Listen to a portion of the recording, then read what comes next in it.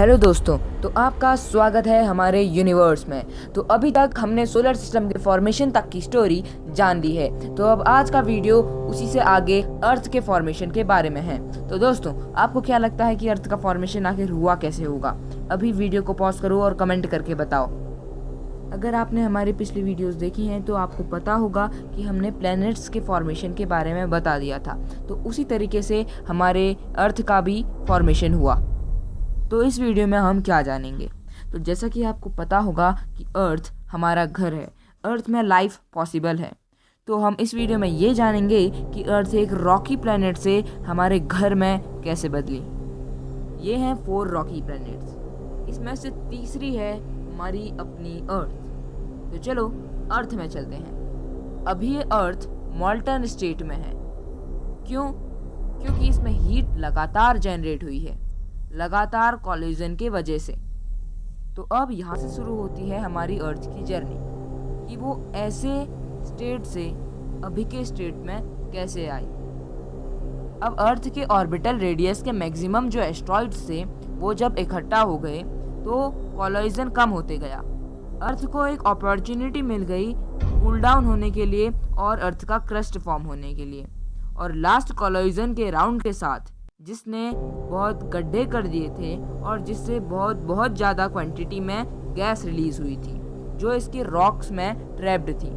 ये गैस दूसरी गैसेस के साथ जो वॉल्केनिक इरप्शन की वजह से निकली थी उनके साथ अर्थ के ग्रेविटेशनल फोर्स की वजह से अर्थ में ही बाउंड रही। और इस तरीके से हमारी अर्थ का पहले का एटमॉस्फेयर बना।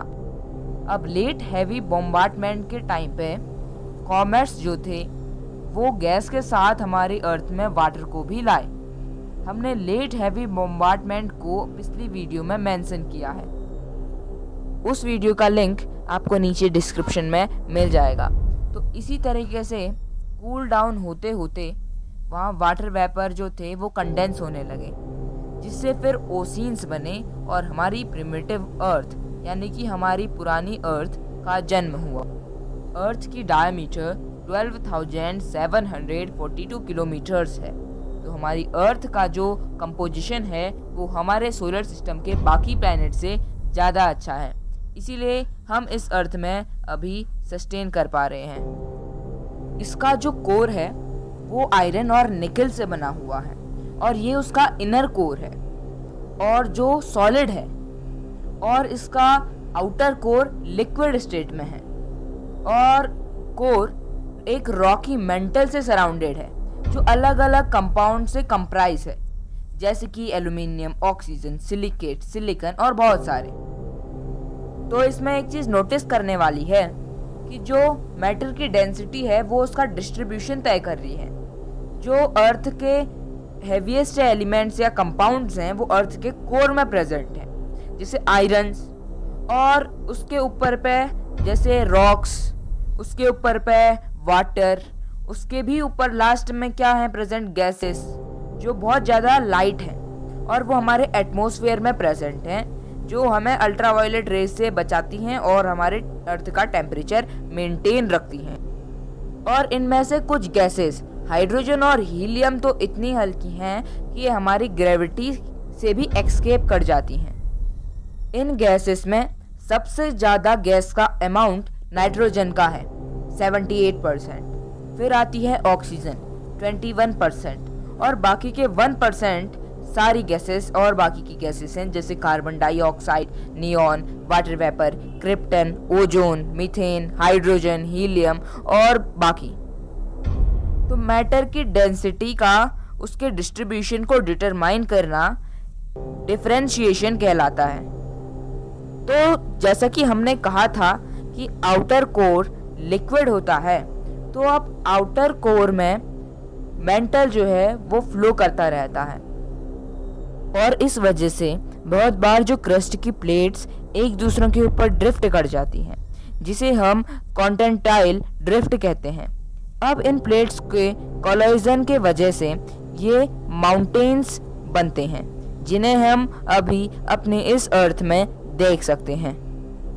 तो अब जो मॉल्टन कोर में सर्कुलेशन होते जा रहे थे वो जब अर्थ के रोटेशन से कंबाइन हुए तो अनपेयर्ड इलेक्ट्रॉन्स जो थे वो मैग्नेटिक फील्ड बना रहे थे और इस तरीके से हमारा मैग्नेटिक फील्ड जनरेट हुआ और हमारी अर्थ का मैग्नेटिक फील्ड जो है वो कॉस्मिक रेस से हमें प्रोटेक्ट करता है। ये रेस को अपने पोल्स की ओर डिफ्लेक्ट कर देता है जो एटमॉस्फेरिक पार्टिकल्स के साथ मिलकर बाद में ऑरोरा बोरियालिस को फॉर्म करता है, जिन्हें हम नॉर्दर्न लाइट के नाम से जानते हैं। तो ये सब अर्थ में लाइफ को आने के लिए कुछ बेसिक चीज़ें हुई थी, पर उसमें से अभी हमने एक चीज़, बहुत ज़्यादा इम्पोर्टेंट चीज़ के फॉर्मेशन के बारे में जानना बाकी है। तो क्या आप गेस कर सकते हैं वो बहुत ज़्यादा इम्पोर्टेंट चीज़ क्या होगी? अभी वीडियो को पॉज करके कमेंट करिए। तो वो इम्पोर्टेंट चीज़ है मून। आखिर ये मून आया कहाँ से? तो पहले हम मून और प्लैनेट के बीच में अंतर समझ लेते हैं। मून है जो प्लैनेट के चारों ओर घूमता है। मून एक नेचुरल सैटेलाइट है और प्लैनेट है जो स्टार के चारों ओर घूमता है। अर्थ के पास सिर्फ और सिर्फ एक ही मून है। मून के फॉर्म होने के लिए जो कुछ एविडेंस मिले हैं वो क्लियरली ये बताते हैं कि अर्थ के शुरुआती टाइम पर मून दो प्लैनेटेसिमल के बीच के कोलाइजन का रिजल्ट है। उनमें से तो एक अर्थ खुद है और एक मार्स के जितना साइज का है एक प्लैनेटेसिमल।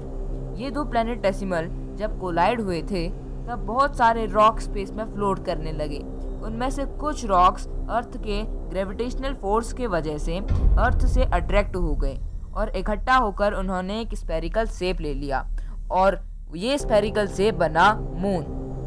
मून उसी तरह से बना था जिस तरीके से हमारे सोलर सिस्टम में बाकी प्लैनेट्स बने थे। तो मून में सिलिकेट्स की मात्रा बहुत ज़्यादा है और आयरन की मात्रा बहुत कम। इससे हमें ये पता चलता है कि जब कोलाइजन हुआ था तब वो कोलाइजन में ब्लास्ट मेंटल तक ही हुआ था और इस कोलाइजन का एक और हमें प्रूफ मिलता है। तो जो अर्थ की रोटेशनल एक्सिस में टिल्ट है वो इस कोलाइजन के वजह से ही है। तो मून का कोई अपना एटमॉस्फेयर नहीं है जिस वजह से कोई भी गैस मून की ग्रेविटी से एस्केप कर सकती है। तो गाइस आज के लिए इतना ही। तो आज की वीडियो में हमने अर्थ के चेंजेस के बारे में जाना और मून के फॉर्मेशन के बारे में जाना। So thanks for watching this video.